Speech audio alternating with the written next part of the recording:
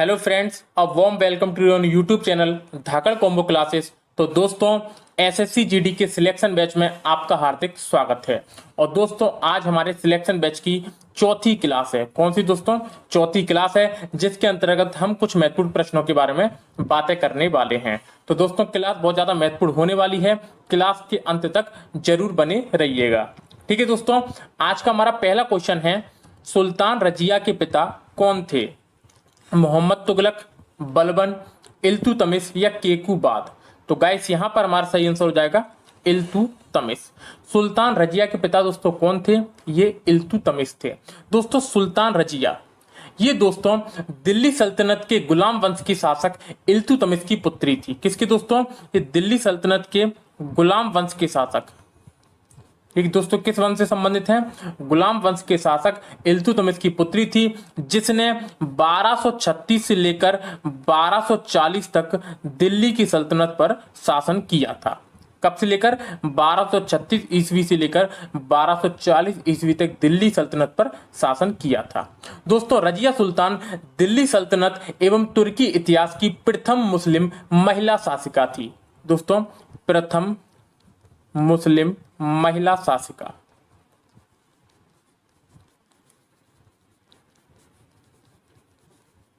ठीक है दोस्तों, तो इनमें से जितनी भी बातें मैंने आपको बताई हैं पेपर की दृष्टि से महत्वपूर्ण हैं और हमें इस प्रश्न को अच्छे से याद रखना है। ठीक है गाइस, चलिए नेक्स्ट क्वेश्चन की तरफ चलते हैं। अगला क्वेश्चन है दोस्तों, पश्चिमी घाट की सबसे ऊंची चोटी कौन सी है? बाबा बूदानगिरी, महेंद्रगिरी, अनामुड़ी या डोडा बेट्टा? तो गाइस, यहां पर हमारा सही आंसर हो जाएगा अनामुड़ी। दोस्तों, पश्चिमी घाट तो भारत के पश्चिमी समुद्री तट पर स्थित पर्वत श्रृंखला को पश्चिमी घाट पर्वत या फिर सह्याद्री कहते हैं। क्या कहते हैं दोस्तों? सह्याद्री कहते हैं।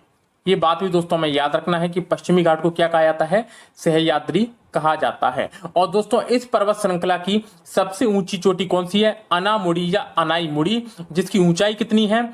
2695 मीटर इसकी ऊंचाई है और ये भारत के केरल राज्य में स्थित है। कहां पर दोस्तों? भारत के केरल राज्य में ये स्थित है। ठीक है दोस्तों, तो ये बात हमें इसमें अच्छे से याद रखनी है। चलिए दोस्तों, नेक्स्ट क्वेश्चन की तरफ चलते हैं। अगला क्वेश्चन है दोस्तों, निम्नलिखित में से कौन असम से संबंधित लोक नृत्य शैली नहीं है? बिहू, बगुरम्बा, मंदजास या सत्रिया नृत्य? तो गाइस, यहां पर हमारा सही आंसर हो जाएगा मंदजास। दोस्तों, असम की प्रमुख लोक नृत्य शैली कौन कौन से हैं? बिहू, बगुरम्मा, सत्रिया नृत्य, नागा नृत्य, बिछुआ। ये दोस्तों सारे कहाँ के हैं? ये असम के लोक नृत्य हैं। और मंदजास कहाँ का है? तो ये है दोस्तों जम्मू कश्मीर का प्रमुख लोक नृत्य शैली। कहाँ का है दोस्तों? ये जम्मू कश्मीर का। ठीक है गाइस, तो ये हमें इसमें याद रखना है। बिहू हमारा असम का है, बगुरम्बा भी हमारा असम का है और सत्रिय नृत्य जो लगातार पेपरों में पूछा जा रहा है, इसको हमें अच्छे से याद रखना है। ठीक है गाइस, चलिए नेक्स्ट क्वेश्चन पे चलते हैं।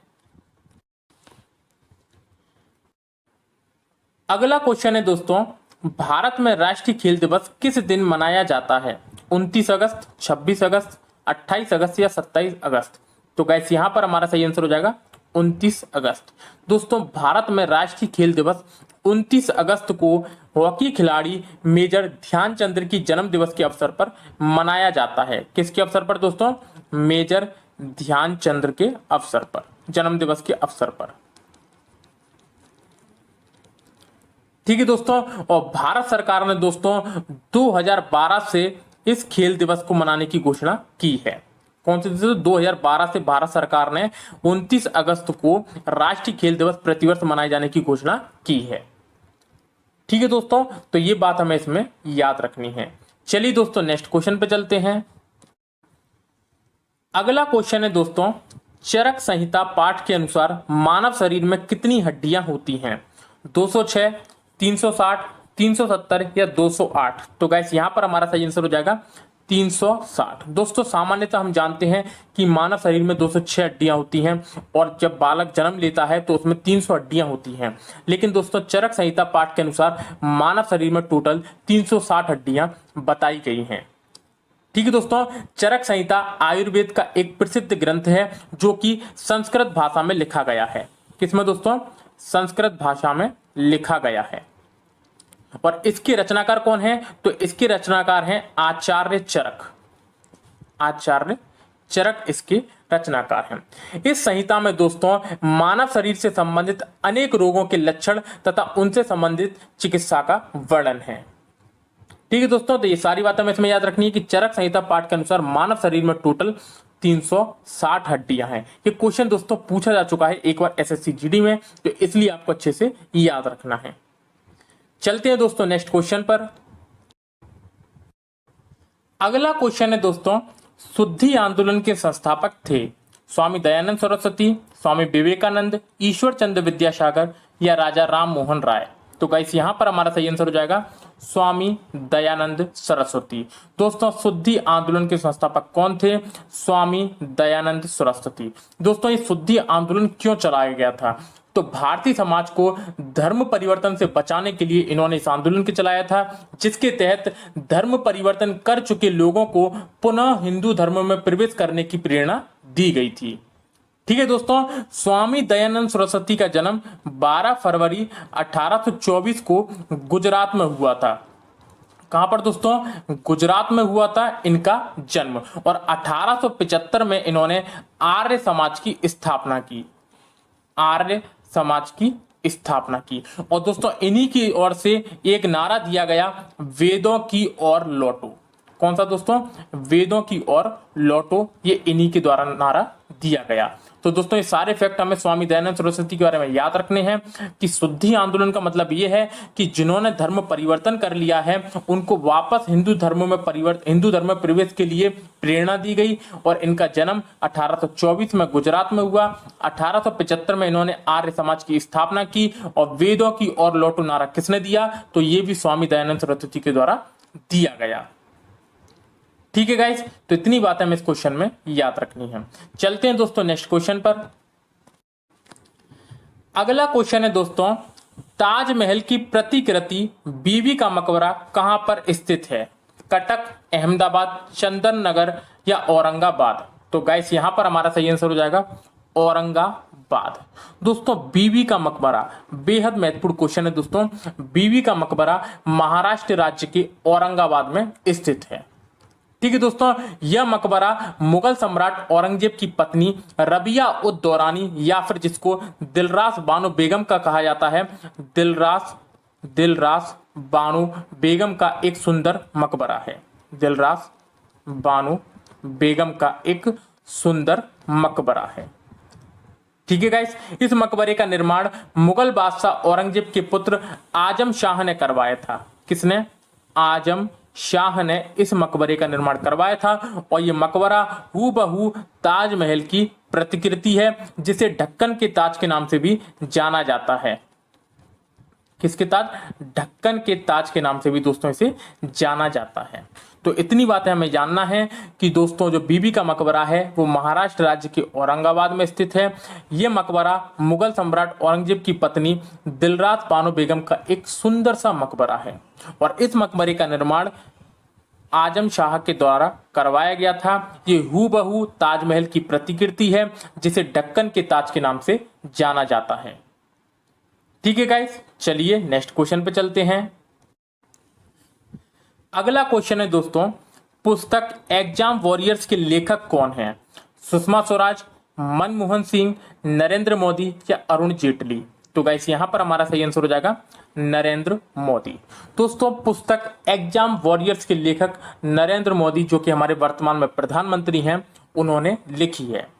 ठीक है दोस्तों, 2018 में श्रीमती सुषमा स्वराज और प्रकाश जावड़ेकर के द्वारा इस पुस्तक का विमोचन किया गया था। प्रकाश जावड़ेकर के द्वारा दोस्तों इस पुस्तक का विमोचन किया गया था। यह भी आपसे पूछा जा सकता है कि एग्जाम वॉरियर्स का विमोचन किसने किया? तो सुषमा स्वराज और प्रकाश जावड़ेकर ने 2018 में इस पुस्तक का विमोचन किया था।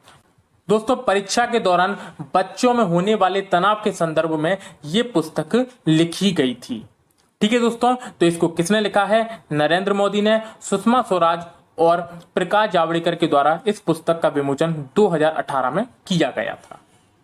ठीक है गाइस, चलिए नेक्स्ट क्वेश्चन पे चलते हैं। अगला क्वेश्चन है दोस्तों, निम्न में से क्या राज्य सूची में शामिल है? बैंकिंग, रक्षा, पुलिस या वन? तो गाइस यहां पर हमारा सही आंसर हो जाएगा पुलिस। दोस्तों हम जानते हैं कि भारतीय संविधान की 7वीं अनुसूची में शक्तियों का विभाजन किया गया है या शक्तियों का बंटवारा किया गया है। कैसे कैसे दोस्तों? 3 भागों में शक्तियों को बांटा गया है, संघ सूची, राज्य सूची और समवर्ती सूची। ठीक है दोस्तों, तो संघ सूची में जो विषय रखे गए हैं उन पर कानून बनाने का अधिकार केंद्र को दिया गया है।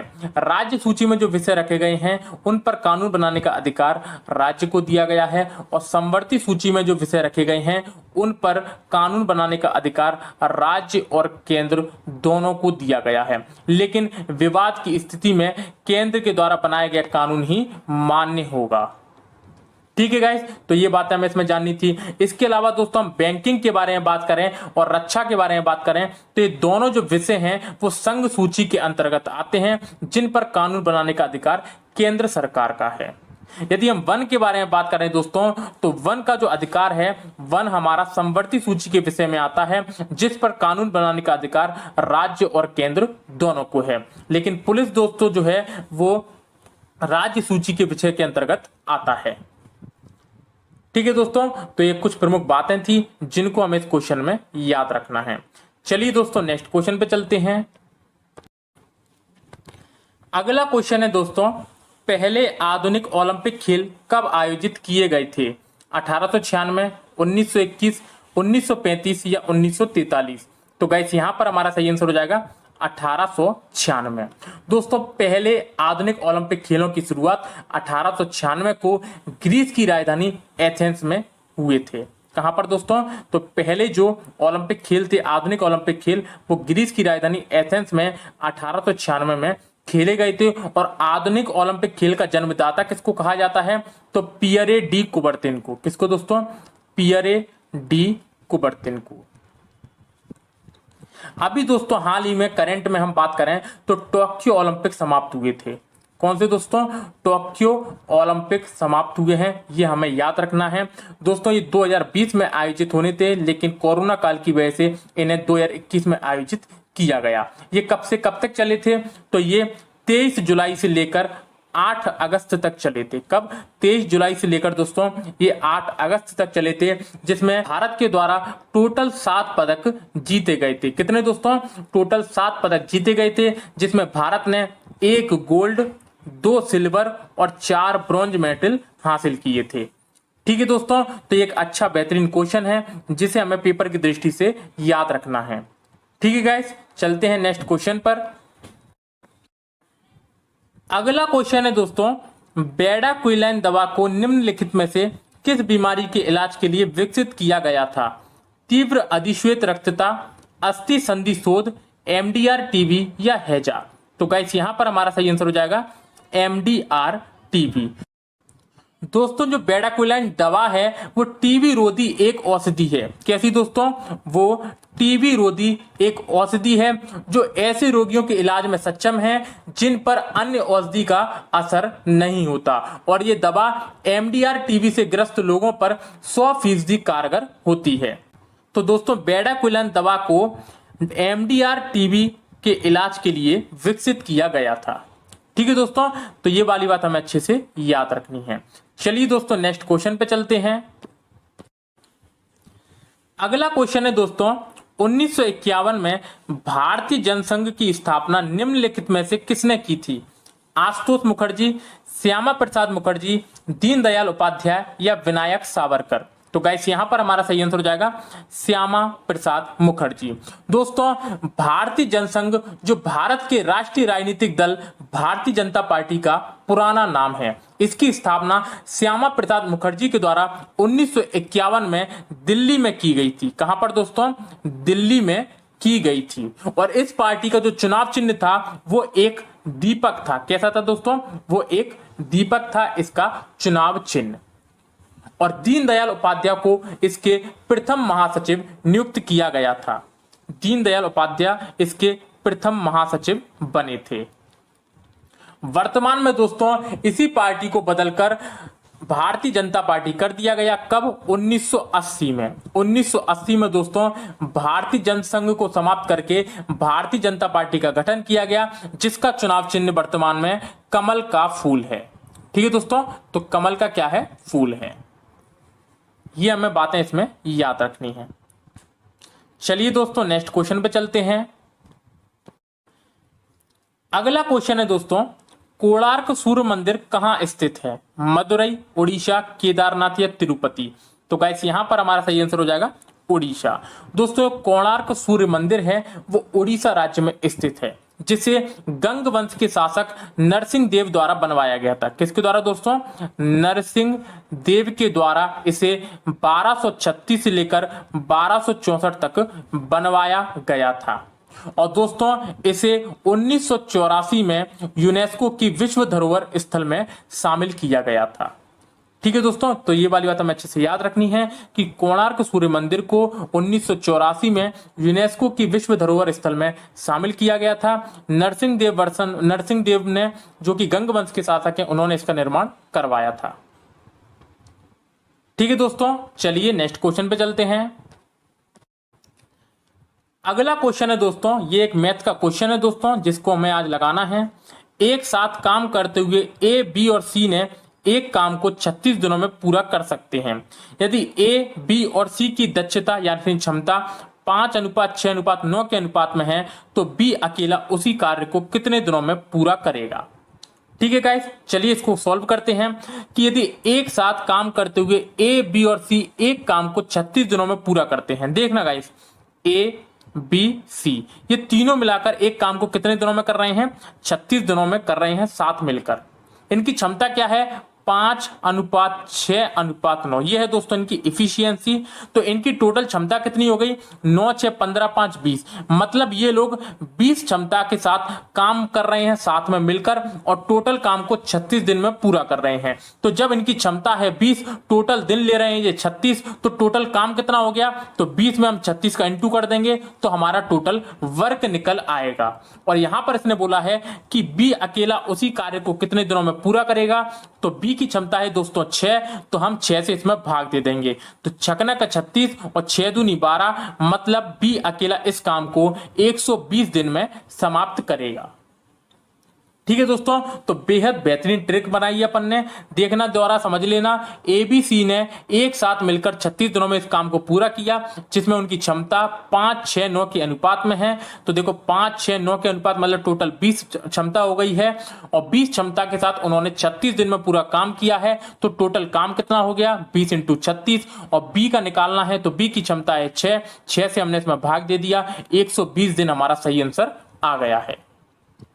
ठीक है गाइस, तो ये क्वेश्चन को हमें अच्छे से याद रखना है। चलिए दोस्तों नेक्स्ट क्वेश्चन पे चलते हैं। अगला क्वेश्चन है दोस्तों, किस दिन को विश्व पर्यावरण दिवस के रूप में मनाया जाता है? 5 जून, 5 अगस्त, 1 मई या 1 दिसंबर? तो गाइस यहां पर हमारा सही आंसर हो जाएगा 5 जून। दोस्तों प्रतिवर्ष 5 जून को विश्व पर्यावरण दिवस के रूप में मनाया जाता है। ठीक है गाइस, तो इसको हमें अच्छे से याद रखना है। दोस्तों 1 मई को क्या मनाया जाता है? तो 1 मई को श्रमिक दिवस मनाया जाता है। और 1 दिसंबर को हमारा एड्स दिवस मनाया जाता है। कौन सा? एड्स दिवस मनाया जाता है। और दोस्तों 1 अगस्त को हमारा विश्व स्तनपान दिवस मनाया जाता है। विश्व स्तनपान दिवस मनाया जाता है। ठीक है गाइस, तो ये सारी बातें हमें इस क्वेश्चन में याद रखनी है। चलिए दोस्तों नेक्स्ट क्वेश्चन पे चलते हैं।